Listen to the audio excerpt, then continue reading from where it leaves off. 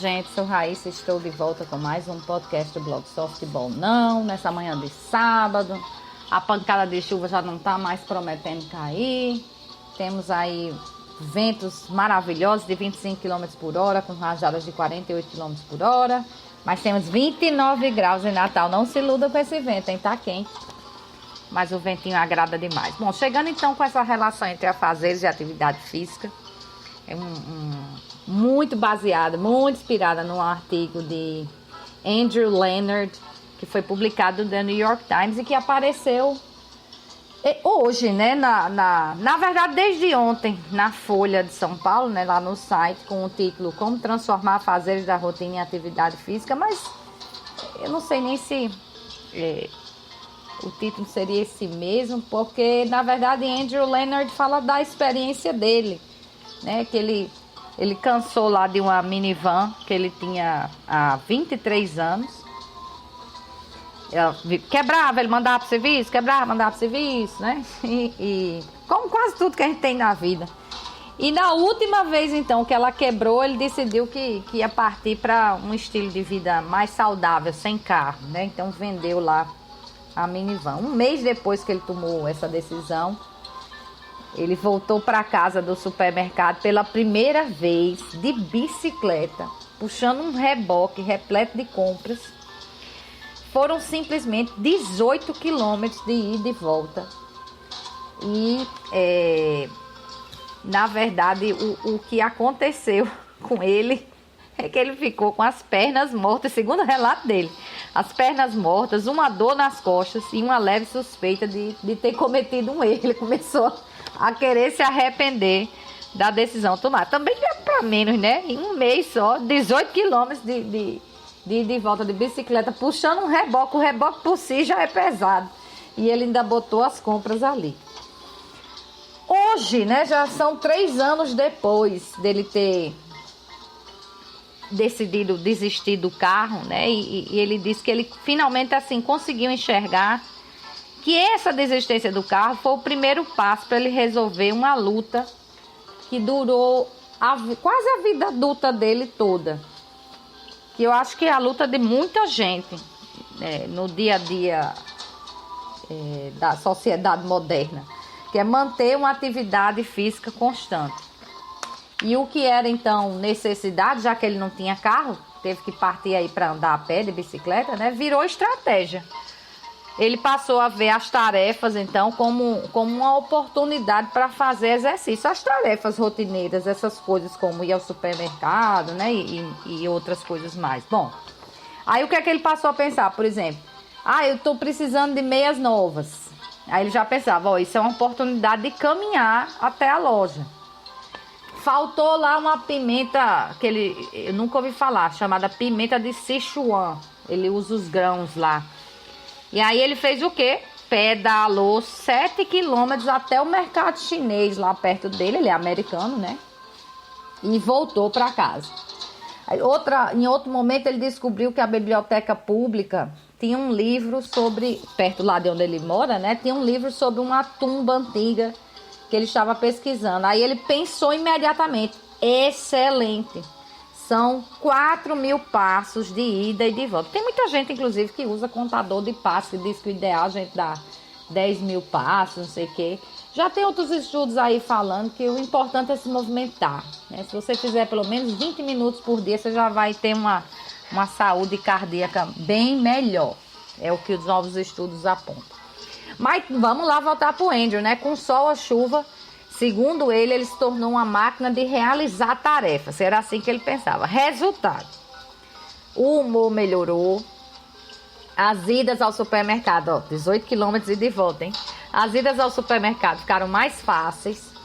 E ele teve que comprar um cinto novo, porque a cintura dele estava ficando cada vez menor. Exatamente o contrário da gente, que a cintura vai aumentando a cada ano, a dele foi diminuindo. Então, ou seja, a maior parte da vida adulta dele, ele tentou, sem sucesso, fazer exercício regularmente. E agora, prestem atenção na idade dele. Aos 60 anos, ele sentiu, então, que, segundo as palavras dele, né, que ele tinha decifrado o código para manter uma atividade física constante, um exercício regular na sua vida, já que acho que é o sofrimento de todo mundo, começa e depois para, né? Não mantém a regularidade.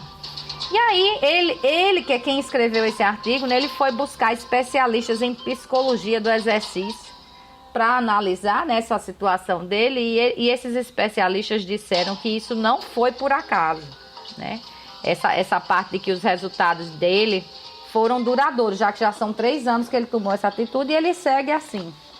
E esses mesmos especialistas disseram que isso pode funcionar para qualquer pessoa. E deram lá um passo a passo, os 3 passos curtos, assim, para que todo mundo consiga fazer algo no estilo, não exatamente a mesma coisa, mas no estilo do que Andrew fez na vida dele.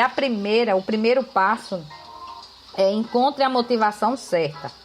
Motivações externas, como conselhos médicos, aquela história de, olha, você tem que caminhar, porque senão você vai morrer de AVC, né? Porque você precisa emagrecer. Bom, esse é um exemplo de conselho externo, médico. A outra é aquela insegurança que às vezes a gente sente em relação aos olhares dos outros para o nosso físico.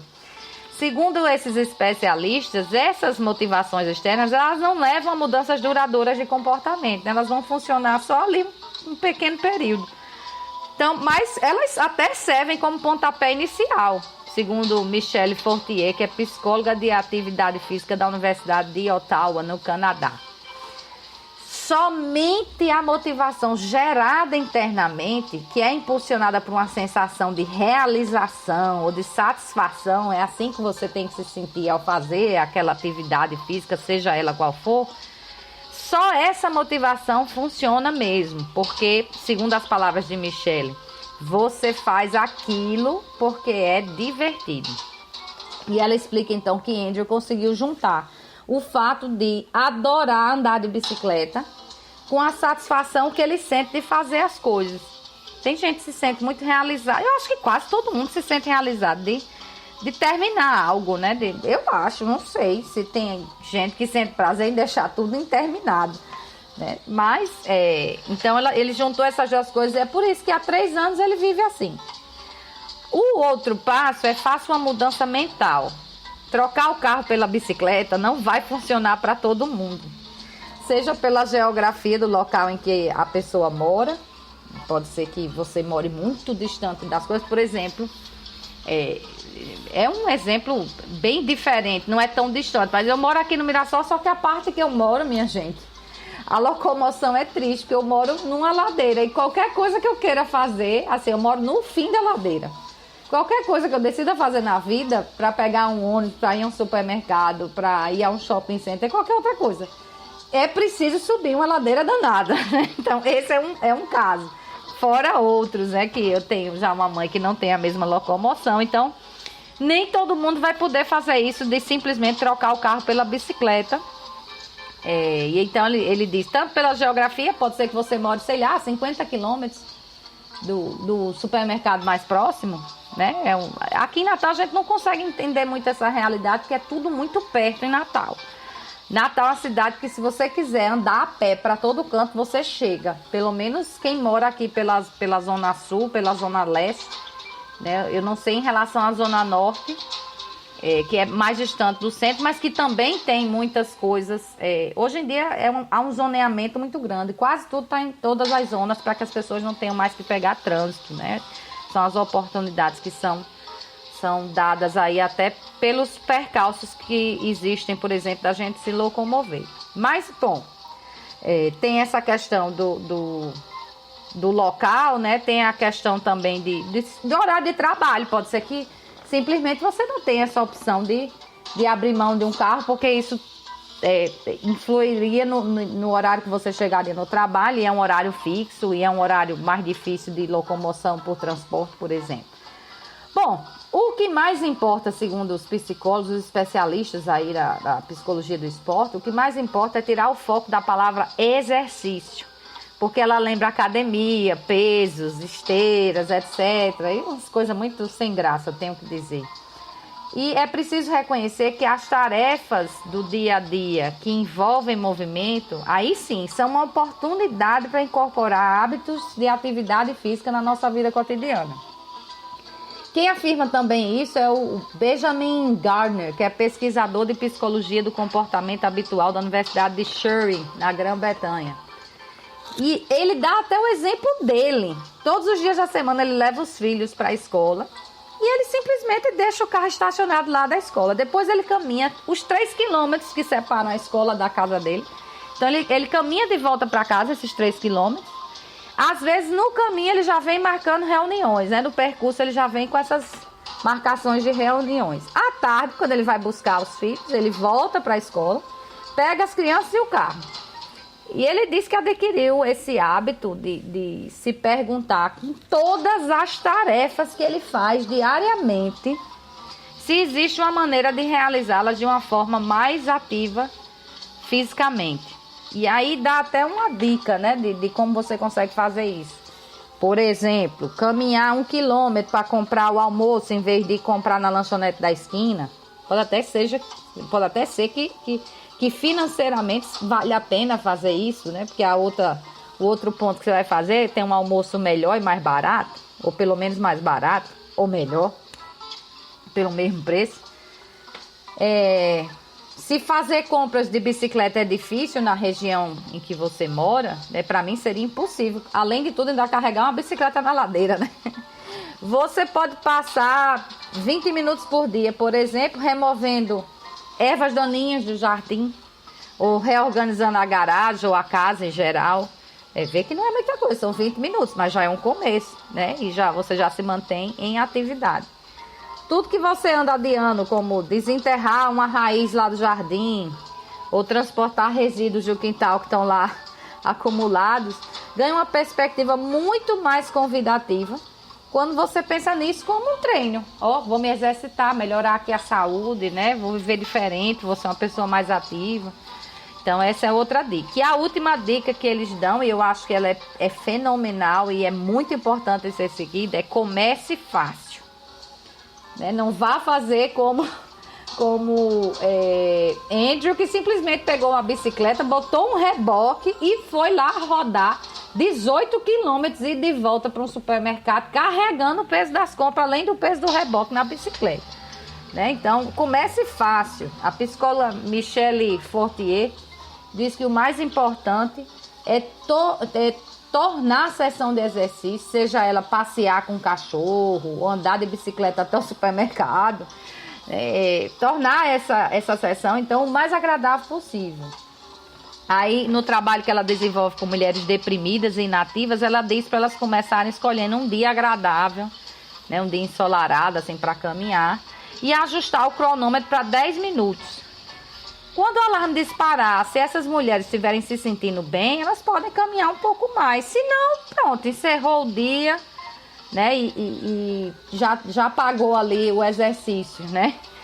Então, você começar com a corrida, por exemplo, pode reprimir o entusiasmo. O próprio Andrew, ele também dá uma dica. Ele diz assim, olha, faça seu primeiro exercício numa tarde ensolarada. Dê um passeio até a agência dos Correios mais próxima para enviar um pacote. Por exemplo, acho que quase nunca a gente envia mais coisas, né, pelo correio. Aumente o ritmo por alguns meses e sua lista de tarefas começará a se encher de missões mais árduas. Você pode até comprar um reboque de bicicleta usado na internet, rir de uma chuvarada imprevista e adorar cada minuto. Mas é preciso começar, e aí quem diz sou eu, né? Preciso começar leve, como dizem os psicólogos, é preciso começar fácil. Não vá começar abraçando o mundo, porque não vai dar certo, os bracinhos não vão chegar. Então, é preciso começar de uma coisinha leve. Por exemplo, comprar o pão na padaria a pé. Já é uma atividade rápida, fácil e que vai acontecer aí quase que todo dia. Né? Já é uma oportunidade. Espero que vocês tenham gostado desse podcast de hoje. Espero também estar de volta na próxima semana. Parece que esse horário do sábado de manhã tá ficando legal. Vamos ver se dá para repetir, então, na próxima semana. Bom fim de semana para todo mundo e até lá.